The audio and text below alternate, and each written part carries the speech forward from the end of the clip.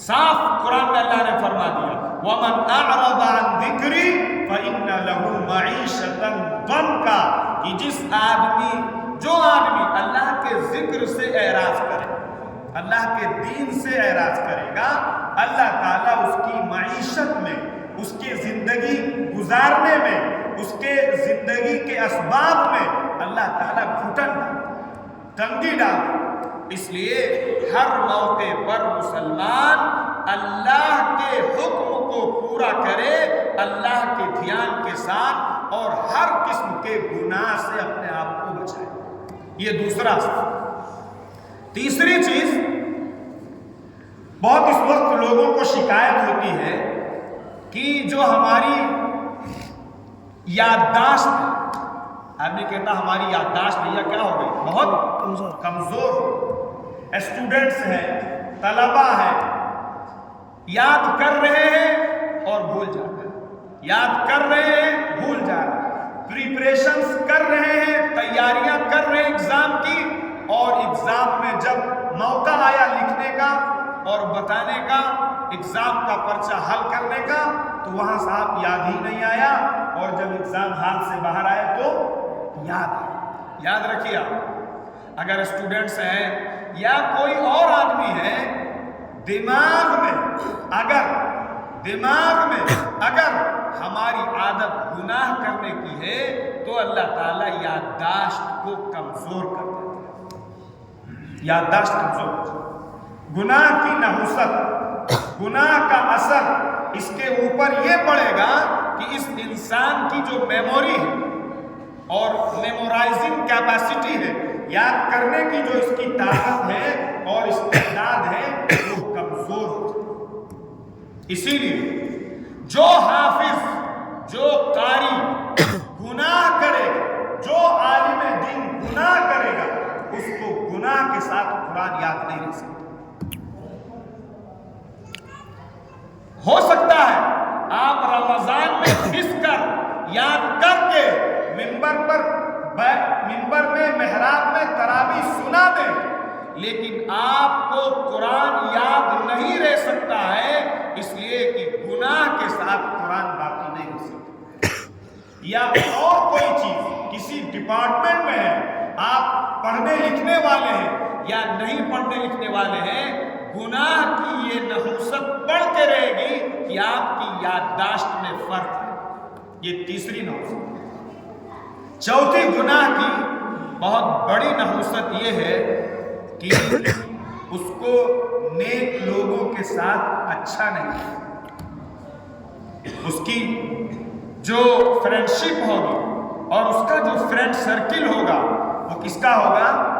آوارہ لوگوں، گندے لوگوں، کرمنل لوگوں کا، اور انتہائی پالیوٹیڈ اور نجس ناپاک لوگوں کا، لچے اور لفنگے لوگوں کا۔ اچھے لوگوں کے ساتھ اس کو اچھا نہیں لگے، مزاج اس کا بگڑ جائے، طبیعت میں اس کی فساد آ جائے۔ اگر کہیں پر کوئی اچھے لوگ ہوں گے تو اس انسان کو اس سے وحشت محسوس ہو، اور مجھے معاف کیجئے، اپنی کمیونٹی کا گناہ کی وجہ سے نیک لوگوں کے ساتھ اور نیکی کی جگہوں کے ساتھ وحشت ہو رہی، بڑی تعداد۔ مثال کے طور پہ یہ مسجد اللہ کا گھر ہے، روئے زمین پر سب سے زیادہ اچھی اور بہتر اور پاکیزہ جگہ، ارے ہے، کسی کو ڈاؤٹ ہے؟ لیکن مسجد میں ہماری طبیعت کتنی لگتی ہے، یہ آپ اپنے آپ سے پوچھیں۔